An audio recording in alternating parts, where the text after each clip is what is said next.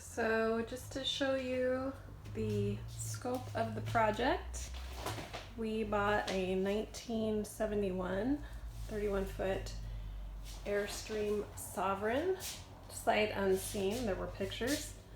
Pictures looked much better than the actual. It's kind of gross.